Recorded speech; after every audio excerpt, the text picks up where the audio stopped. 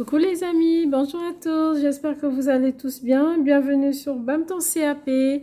Pour ceux qui ont déjà terminé, franchement, je croise les doigts avec vous. Je croise les doigts pour avoir de bons résultats. Pour tous ceux-là qui n'ont pas encore terminé, courage. Pour ceux qui n'ont même pas encore débuté, eh bien, à vous, vraiment, courage, courage à vous parce que vous avez encore beaucoup à faire, mais ça va bien se passer. Il suffit de travailler, de retravailler. Après, ben, on attendra les résultats et on verra si tout s'est bien passé. Mais dans tous les cas, on travaille, on reste toujours positif, on lâche rien. Je sais, maths, physique, chimie, c'est pas évident, mais les amis, rassurez-vous, ça peut se faire. On peut avoir le français qui peut franchement venir combler. Je vous encourage à regarder ma vidéo sur le calcul de points et essayez de remplir selon vos ressentis, votre ressenti, d'accord, et voir si oui ou non ça passe. Mais après, il faut toujours rester positif et se dire, on ne sait jamais, hein, on ne sait jamais, d'accord. On peut avoir un correcteur qui vraiment est sympa, qui laisse certaines choses et ne fait pas la correction de façon vraiment rigoureuse. D'accord? Allez, trop de blablabla. Si c'est la première fois que tu tombes sur ma chaîne, je t'invite à t'abonner. Vraiment, abonne-toi pour ne pas rater les prochaines vidéos. Les amis, je vous dis merci. Vous qui êtes avec moi depuis, vous qui partagez franchement du fond du cœur, je vous dis merci.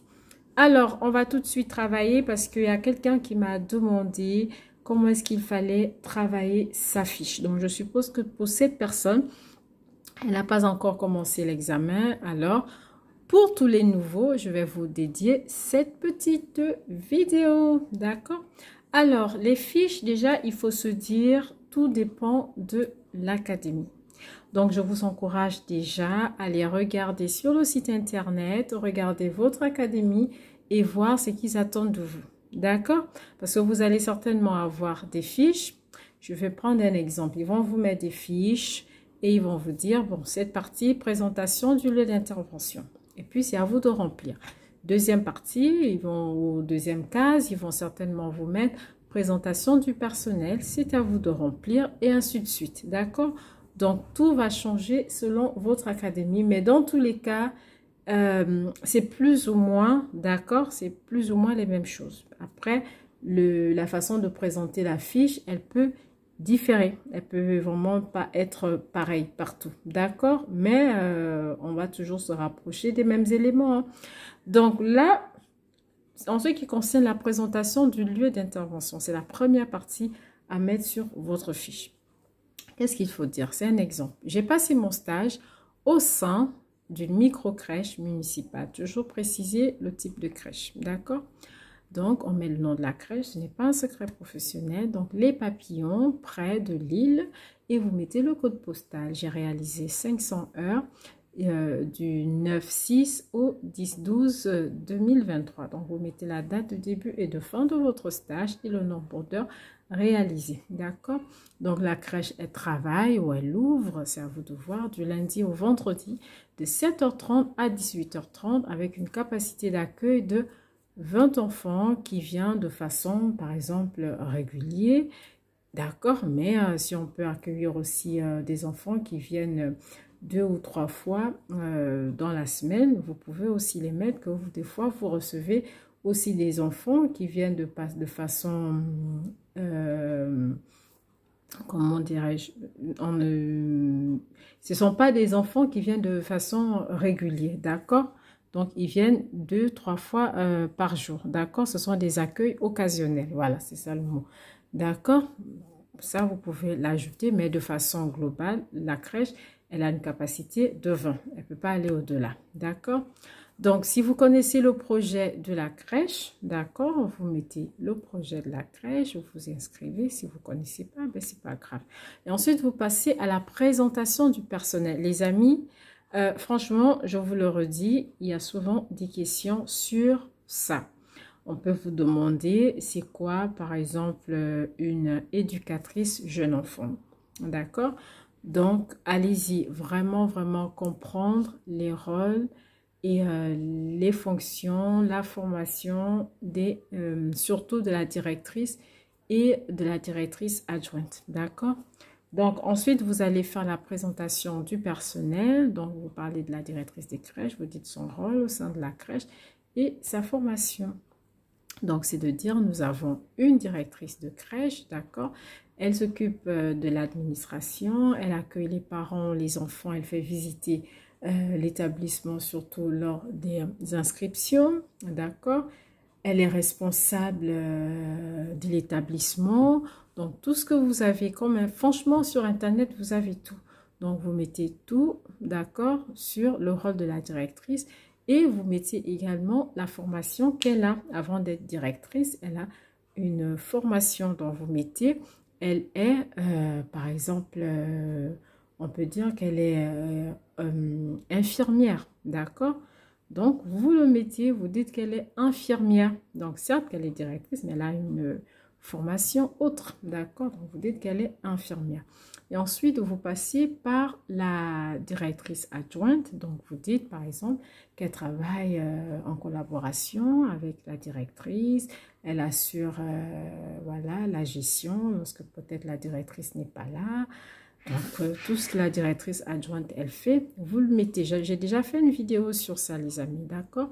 Et ensuite, vous mettez sa formation. Donc, vous dites, par exemple, elle est éducateur jeune enfant, d'accord?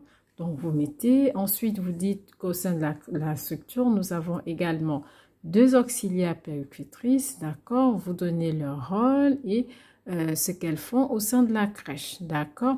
Donc, on a 3 titulaires de CAP petite enfance, d'accord? Vous donnez leur rôle, d'accord? Là, par contre, il n'y aura pas de formation. À partir de l'auxiliaire, il n'y a pas de formation. Si vous regardez bien, c'est juste la directrice qui est souvent soit éducatrice jeune enfant, soit infirmière. Et la directrice adjointe qui, elle aussi, peut être soit éducatrice jeune enfant ou infirmière, d'accord? Le reste, vous n'avez pas à mentionner la formation, d'accord? C'est juste le rôle. Donc, vous dites, vous parlez des 3 titulaires de CAP petite enfance. C'est un exemple, hein, donc vous allez adapter selon votre crèche, selon les capacités de nombre d'enfants accueillis. Donc, on n'aura pas forcément le même nombre d'auxiliaires, puéricultrices et de titulaires CAP si les enfants sont beaucoup plus nombreux ou moins nombreux, d'accord? Donc, ça, c'est vraiment un exemple bien circoncis, mais si ça change selon là où vous exercez, d'accord? Donc, vous citez les 3 titulaires CAP. Cherchez sur Internet, les amis. Cherchez, cherchez, cherchez. Le CAP, c'est d'abord pour vous. D'accord? C'est pour vous, les amis. Moi, je viens en aide, mais je ne veux pas aller passer cet examen pour vous, hein. D'accord? Parce que des fois, je reçois des questions qui sont un peu, excusez-moi, mais je me dis, il y a un problème là. J'explique, je prends la peine, mais je reçois des questions. Comment est-ce qu'il faut chercher sur Internet? Bon, je pense que tout le monde sait faire une recherche sur Internet quand même, les amis. Je suppose, hein. Moi, je suis beaucoup ouverte pour apporter toutes les informations, mais après, des questions aussi, je sais pas moi, simples, des fois, je ne sais pas trop comment répondre. Je me dis, est-ce que vraiment la personne veut savoir ou c'est juste pour, je ne sais pas. D'accord? Parce que les questions qui ont besoin d'aide, moi, je serai toujours présente, franchement, pour répondre. La preuve, c'est que quelqu'un m'a demandé de refaire une vidéo sur le P1. Moi, je le fais parce que je suis là pour aider. Mais après, c'est pas moi qui passe l'examen, les amis. Donc, moi, je vous encourage aussi vraiment, vraiment, vraiment. Je veux que vous ayez cet examen. Il faut faire des recherches. Il faut dire c'est pour vous. C'est pas pour moi que vous passez cet examen. D'accord, c'est vraiment pour vous. Je vous apporte un tout petit peu, mais la grande partie, c'est pour vous. Je suis très, très, très contente quand je vois des personnes qui travaillent à fond. Beaucoup vont se reconnaître, qui ont sérieusement travaillé, qui m'ont envoyé plein de questions parce que ces personnes voulaient comprendre et j'ai toujours pris de mon temps vraiment pour répondre, souvent par écrit, souvent par vidéo parce que je suis là pour ça, parce que je sentais que ces personnes, elles travaillent, elles ont regardé des vidéos et à un moment précis, elles sont bloquées, elles viennent vers moi. Là, il n'y a pas de souci, mais des questions aussi simples que faire une recherche, on va pas me demander ben, comment est-ce qu'on fait une recherche. Là, je me dis, il y a un problème. C'était une parenthèse pour dire, je suis là pour vous aider, mais c'est pas moi qui passe l'examen. Donc, il faut aussi de votre côté que vous fassiez des recherches. Après, je parle pas pour tout le monde, hein, d'accord? Je parle vraiment pour, je pense même pas, c'est pas beaucoup. Bref, c'était une petite parenthèse, d'accord? Donc, comme ça, on voit les titulaires, on va sur Internet, on regarde le rôle du titulaire CAP ou auxiliaire d'accueil en crèche, d'accord? Qu'est-ce qu'il fait? Ben, il accueille les enfants, il fait des activités, il fait des soins, donc ça, on complète. Sinon, vous regardez l'autre vidéo que j'ai déjà faite dessus, d'accord? Ensuite, vous avez un agent technique. Donc, vous regardez le rôle de l'agent technique, donc celui-là qui s'occupe de l'entretien. D'accord? Souvent, ils font l'entretien, ils font aussi la réception. Ils réchauffent aussi souvent les repas. C'est eux le plus souvent aussi qui viennent vous servir, les enfants. Donc, tout dépend de comment est-ce que votre crèche elle est structurée. Ils font également des fois l'entretien du linge aussi. D'accord? Donc, vous adaptez. Donc, une fois vous finissez l'agent technique, ensuite vous pouvez parler de la psychologue de crèche. Qu'est-ce qu'elle fait la psychologue de crèche? Vous mettez et enfin le médecin de crèche. J'ai une vidéo dessus, comme je vous dis, j'ai bien expliqué. Sinon, vous regardez tout simplement sur Internet, il n'y a pas de souci. Moi, je vous donne des grandes lignes. Après, à vous franchement d'aller détailler les amis. D'accord? Ensuite, une fois que vous avez terminé la présentation du personnel, vous pouvez passer à la présentation de l'activité ou du soin. La personne qui m'a posé cette question, je pense qu'elle m'avait dit, tu vas certainement te reconnaître si je peux tutoyer, sinon vous allez vous reconnaître, d'accord?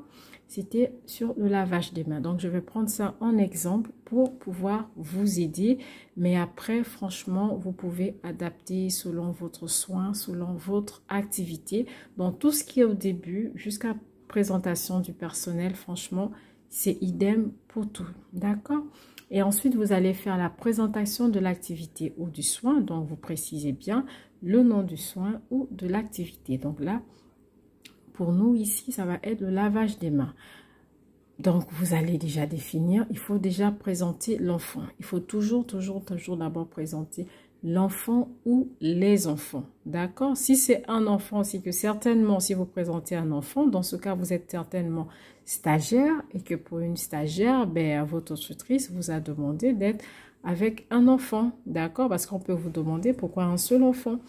Maintenant, si vous êtes quelqu'un, vous travaillez en crèche, ben, les activités ne se font pas souvent avec un enfant, hein, d'accord? C'est avec beaucoup plus d'enfants, d'accord? Donc, tout dépendra, un enfant, deux enfants, mais après, il faut juste savoir justifier, les amis, le choix. Pourquoi est-ce que vous avez pris, je suppose aussi vous êtes parti sur un enfant, vous savez pourquoi, si vous êtes parti sur deux enfants, vous savez pourquoi. Par contre, évitez d'aller au-delà parce qu'après, vous aurez un problème sur la gestion du groupe et ça va être compliqué pour les questions, d'accord? Prenez un, prenez deux, si vous êtes stagiaire, c'est parfait, franchement, c'est parfait, prenez un. Si vous travaillez, prenez, vous pouvez prendre un aussi et dire par exemple que c'est un enfant qui vient d'arriver à la crèche, peut-être qu'il ne parle pas le français et c'est compliqué, il a du mal vraiment à s'intégrer, à parler aux copains, aux professionnels. Donc c'est vraiment pour tisser ce petit lien de confiance, d'accord? Donc vous pouvez vous présenter comme ça, hein. Donc c'est un choix aussi. Ou c'est un enfant qui est très timide, il a vraiment du mal à s'ouvrir. Donc, c'est pour vraiment vous rapprocher de cet enfant. Donc, vous pouvez choisir un enfant. D'accord? Idéalement, c'est de partir sur un enfant. Comme ça, on est tranquille. Mais après, vous pouvez prendre deux. Là, moi, mon exemple, je prends deux. Mais moi, je partirai sur un enfant sur ma fiche. Et si on me pose la question, ben, je me justifie. D'accord? Donc, voilà. On va dire qu'on va prendre, on va présenter deux enfants. On donne les prénoms des enfants. Ce n'est pas un secret professionnel, mais on ne donne pas le nom des parents de l'enfant. D'accord? On peut appeler l'enfant Sohan et Nina. Ben, on a plusieurs enfants qui s'appellent Sohan, qui s'appellent Nina. On va pas... Il n'y a pas de souci à ce niveau. D'accord? Ce n'est pas un secret professionnel. Ce n'est que des prénoms. Ce n'est pas des noms de famille. D'accord? Et ensuite... Et on peut ajouter les capacités de l'enfant, ce que l'enfant sait faire. Donc, on peut peut-être dire que ce sont des enfants qui marchent de façon autonome. C'est des enfants qui peuvent se frotter des mains, qui peuvent prendre des mouchoirs, qui peuvent ouvrir eux-mêmes leur robinet, qui sont des enfants qui peuvent prendre le savon. Ben, comme vous voyez en crèche, tout ce qu'ils sont capables de faire, les enfants, ben, ils peuvent jeter le mouchoir une fois. Ils se sont essuyés les mains en tapotant, ils savent le faire, ils savent jeter. D'accord? Donc, vous mettez un peu comme ça les capacités de votre enfant. D'accord? Donc, pour les capacités, ça, c'est vraiment partout. Que ce soit en soins, que ce soit en activité, il faut toujours présenter l'enfant comme tel. Comme je suis en train de vous dire, c'est important. Ça permet de savoir un peu qu'est-ce que l'enfant est capable de faire. D'accord? Voilà, parce que vous n'allez pas présenter l'activité, vous allez en parler. Donc, ça leur permet au jury d'avoir une idée de votre enfant, l'enfant que vous avez choisi ou des enfants que vous avez choisis. D'accord? Et il y a ce qu'on appelle les capacités de l'enfant. Donc ça, vous n'allez pas citer les capacités de l'enfant, mais lorsque vous allez présenter l'enfant, en fait, sachez qu'il y a des... je ne sais plus comment est-ce que ça s'appelle. Donc, il faut rentrer dans ces 4 points, d'accord, pour pouvoir présenter votre enfant, d'accord. Donc, il y aura un côté cognitif et langagier. Donc, c'est vraiment de dire que votre enfant, donc vous pouvez dire que ce sont des enfants qui peuvent comprendre une consigne, ce sont des enfants qui peuvent mémoriser une affiche, ce sont des enfants qui parlent en phrases simples, d'accord? Et ensuite, vous pouvez dire ce sont des enfants qui marchent de façon autonome, d'accord? S'ils sont toujours en couche, bon, ils marchent, mais ils sont toujours en couche, hein, il n'y a pas de souci. Donc, on peut dire ce sont des enfants qui marchent de façon autonome. Ce sont des enfants qui aiment être encouragés. Ce sont des enfants qui aiment faire comme les adultes, d'accord? Et donc, ce sont des enfants qui sont bien intégrés au sein de la section. Ils jouent souvent avec d'autres enfants. Ils jouent au jeu d'imitation, d'accord? Vous le mettez comme ça. Donc là, vous avez présenté l'enfant, on sait ce que l'enfant sait faire, d'accord? Voilà. Donc, si l'enfant ne part pas déjà, n'est pas déjà propre, ben vous dites que pour le moment, l'enfant, il est toujours en cours, c'est pas un enfant qui part déjà au pot, d'accord? Mais le reste des choses, vous citez que ça, il sait le faire, d'accord? Ensuite, il faut bien donner l'objectif du soin. Il faut donner l'objectif du soin. Il faudrait donner l'objectif du soin, d'accord? Donc, c'est quoi l'objectif ici? Il faut le préciser. Donc, l'accompagnement au lavage des mains, d'accord, permet d'inculquer aux enfants des notions d'hygiène, d'accord? Il permet également de limiter les contaminations manuportées, c'est-à-dire des contaminations par les mains. D'accord? Ça, c'est important, l'objectif de votre soin ou de votre activité. D'accord? Donc, ce qu'on peut aussi dire dans l'objectif, pour compléter, on peut dire qu'en fait, cela doit devenir une habitude, en fait, d'accord, qui se reproduit toute la journée, d'accord, dès le plus jeune âge, d'accord. Donc, l'autonomie d'un enfant pour l'apprentissage de l'hygiène corporelle. Donc, c'est vraiment quelque chose qu'on va faire toute la journée. Ça va vraiment permettre à l'enfant d'intégrer ce geste pour que même lorsqu'il est chez lui, qu'il puisse vraiment le pratiquer. C'est une façon pour l'enfant d'être autonome. Il sait que là, il a des mains sales, il a joué, il a fait une activité, il est arrivé le matin, il a été dehors avant de manger, avant d'aller à la sieste. Vraiment que ça devient une habitude chez l'enfant. C'est très important. Ça rend vraiment l'enfant autonome. D'accord? Donc, c'est important dès le bas âge, comme ça, d'inculquer ce geste aux enfants. D'accord? Comme ça va rester dans la tête de l'enfant et il va le refaire à chaque fois quand il y a un besoin. D'accord? Ensuite, on va continuer. Une fois on a fini la partie soins, la partie objectif du soin. Donc, après cette partie de l'objectif du soin, il va falloir mettre l'heure, d'accord, à laquelle vous faites le soin. Donc, c'est vraiment de dire que ce soin se fait à tout moment de la journée, hein, d'accord, que ce soit après une activité, après, par exemple, si l'enfant s'est mouché, si c'est les périodes où il y a du rhume, il y a de la gastro. Donc, à tout moment de la journée, avant d'aller manger, avant d'aller se coucher, avant d'aller à la sieste, autant pour moi, après le passage aux toilettes. Donc, vraiment, lorsqu'il y a le besoin, c'est voilà, c'est un soin qui se fait à tout moment de la journée. D'accord? Donc, vous le précisez. Ensuite, le lieu où cela se fait, c'est toujours dans la salle de change, toujours, d'accord? Et la durée, c'est vraiment de mettre au maxi 6 minutes. On peut faire le lavage, d'accord? Et ensuite, il faut présenter le matériel que vous allez utiliser, d'accord? Donc, vous allez avoir besoin de quoi lorsque vous faites le lavage de main? Ben, vous aurez besoin de, comment ça s'appelle? Du savon. Donc, il y a toujours un savon liquide adapté, donc qui est fixé sur le mur. D'accord? Donc, c'est un savon liquide de pH neutre. D'accord? On a besoin d'eau, bien évidemment. Donc, il faut un lavabo avec deux robinets le plus souvent. Donc, robinet, lavabo à la hauteur des enfants. D'accord? Donc, du savon. Qu'est-ce qu'il nous faut encore? Il faut... comment on appelle, les serviettes jetables, donc les tissus là, en papier, autant pour moi, donc le papier jetable, il faut une poubelle à proximité pour que lorsque les enfants ont fini de se laver les mains, ben, ils peuvent récupérer le papier jetable qui est aussi dans un distributeur fixé sur le mur à hauteur des enfants, donc ils peuvent se servir, se tapoter les mains et jeter dans le papier, dans la poubelle.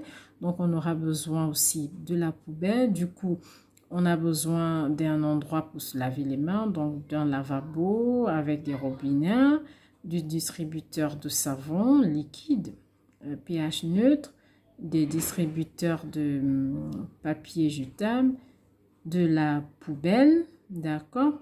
On aura besoin de quoi? On aura également besoin d'une serviette ou en tout cas d'une serpillière pour mettre par terre pour que s'il y a des gouttes d'eau, que les enfants ne tombent pas. D'accord? Et vous allez toujours rester, hein, bien sûr, derrière les enfants. Donc, le lavabo, il doit toujours bien être désinfecté. D'accord? Donc, il est toujours propre. Lorsque la journée elle est finie, on sait que tout est bien nettoyé. Donc, voilà. Et après, il faut parler, une fois que vous avez cité de tout le matériel nécessaire, il va falloir parler de la préparation du soin. Donc, comme vous êtes en crèche, hein, c'est déjà d'avertir vos collègues que voilà, vous allez aller faire lavage de main avec les enfants. D'accord? Et ensuite, il faut vous rapprocher des enfants. Vous avez déjà mis le matériel, vous avez vérifié la température d'eau et tout, c'est bon. Donc là, vous prévenez votre collègue, vous vous approchez des enfants, vous vous mettez à leur hauteur et vous allez amener les enfants, leur proposer en fait d'aller se laver les mains.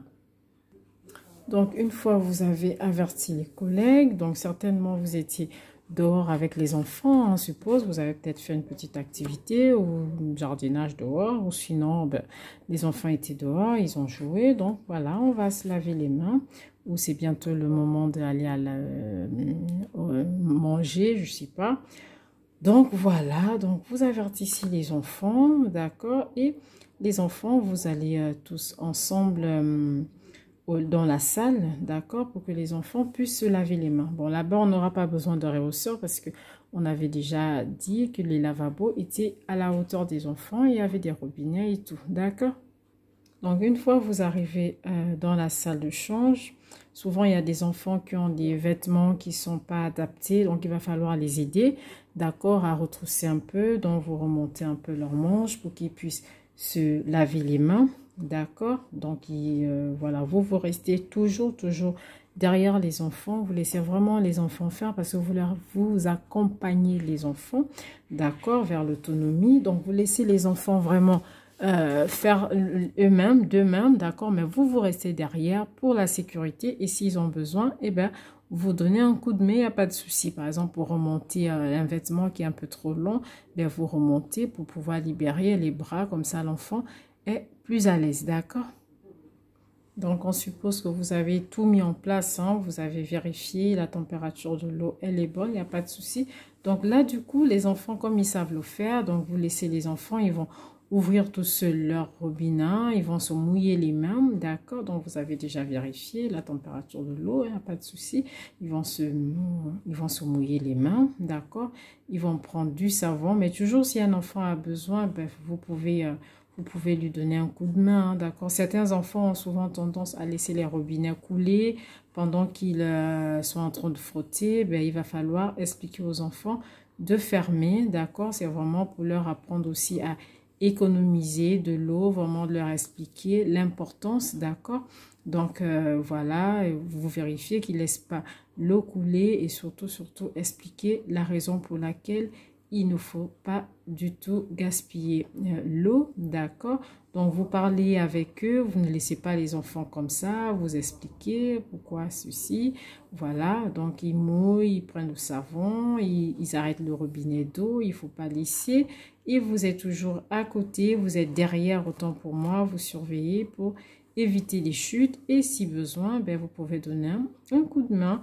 Donc, les enfants vont ensuite se frotter les mains, d'accord, donc ils savent bien comment il faut faire.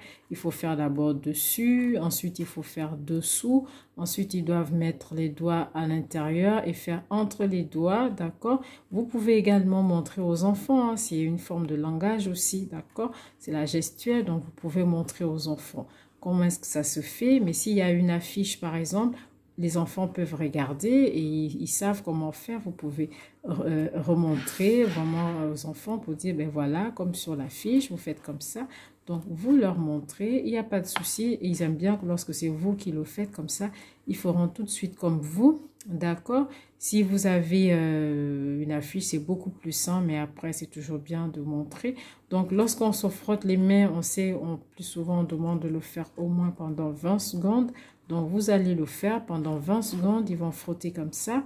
D'accord? Et une fois c'est bon, ben, il faut réouvrir les robinets. D'accord? Se rassurer que la température de l'eau, elle est toujours bien. Qu'un enfant n'ait pas bougé le robinet et que, par exemple, c'est parti plus du côté chaud.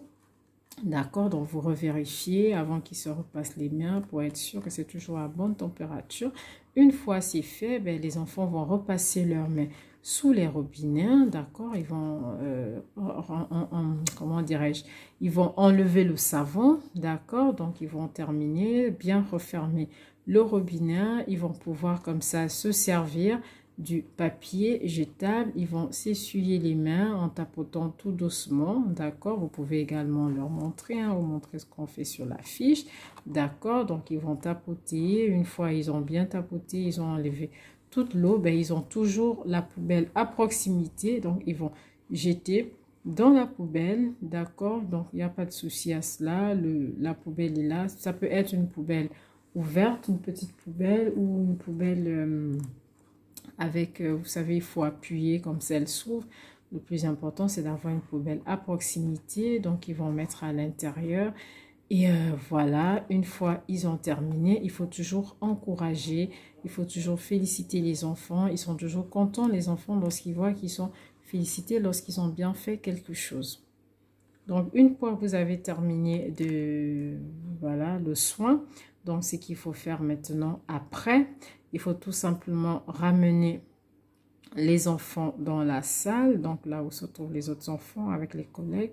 Donc, vous allez ramener les enfants là-bas, vraiment leur dire qu'ils sont bien lavé les mains, ils ont bien respecté les consignes, ou s'il y avait la fiche, qu'ils ont bien respecté la fiche, c'est très bien. Donc, vous laissez les enfants là-bas, vous pouvez revenir rapidement pour tout remettre en état. S'il y a de l'eau un peu par terre, vous allez nettoyer, d'accord. Si vous avez des lingettes désinfectants, détergents, vous pouvez les passer rapidement, surtout si c'est un temps où les enfants ont terminé et que peut-être ils vont aller à la sieste, on n'aura personne pendant ce temps, donc on peut tout nettoyer comme ça. On laisse tout bien propre, surtout les lavabos, on les laisse propres, on fait passer du détergent désinfectant, d'accord, avec des lingettes, pas de spray lorsqu'il y a des enfants, d'accord. Donc on nettoie, on remet la pièce vraiment en état, on enlève l'eau au sol s'il y a un papier peut-être qui n'a pas été bien mis dans la poubelle, le ramasser. S'il y a du savon sur les robinets, bien nettoyer, bien désinfecter, d'accord? Et une fois c'est bon, vous allez passer à la partie transmission. Donc, vous aussi, vous allez vous laver bien sûr les mains. Une fois vous avez terminé tout ça, vous allez aussi vous laver les mains. Et vous allez passer par la partie transmission. Donc, dans la partie transmission, vous allez tout simplement écrire ce que vous avez constaté. Est-ce que les enfants se sont bien débrouillés? Est-ce qu'ils ont eu besoin de vous? À quel niveau ils ont eu besoin de vous? À quel niveau ils ont tout fait tout seuls? Donc, vous mettez la transmission par rapport à ce que vous avez remarqué. D'accord? Après la partie transmission, il faut... Mais après la partie transmission, d'accord? Donc, vous avez noté tout ce que vous avez observé, les améliorations et tout ce qui n'a pas encore été bien mis en place.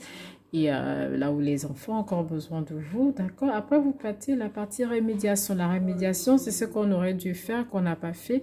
Comme ça, la prochaine fois, on aura à le faire. Donc, dans la partie remédiation, vous dites par exemple que la prochaine fois, je penserai à mettre une serviette ou une serpillière au sol parce que j'avais oublié et du coup, il y avait plein d'eau par terre. C'était compliqué, il fallait faire attention. Pour que les enfants ne glissent pas, la prochaine fois, par exemple, je mettrai une serviette avant de faire venir les enfants, par exemple, d'accord? Donc, ça peut être ça, tout ce que vous avez vu, que vous auriez dû faire avant et que malheureusement, vous n'avez pas pensé, d'accord? Ou alors, ça peut être des papiers jetables qui étaient terminés. Vous n'avez pas fait attention, il restait peut-être un papier, vous n'avez pas regardé. Et lorsqu'un enfant s'est servi, en fait, on n'en avait plus. Ou il n'y en avait pas suffisamment parce qu'il peut arriver. Peut-être l'enfant ne sait pas bien tapoter les mains et vous avez besoin de plus de papier. Et voilà, il n'y en a plus. Donc, c'est ça un peu dans la remédiation. Qu'est-ce que j'aurais dû faire? Comme ça, la prochaine fois, je n'aurai pas à faire la même erreur. Donc, franchement, les amis, j'espère que cela va vous aider à préparer au mieux votre fiche EP1. Si vous avez des questions et que j'ai des réponses, bien évidemment, je vous donnerai une réponse. Sur ce, je vous dis merci et à très bientôt pour une prochaine vidéo. Au revoir.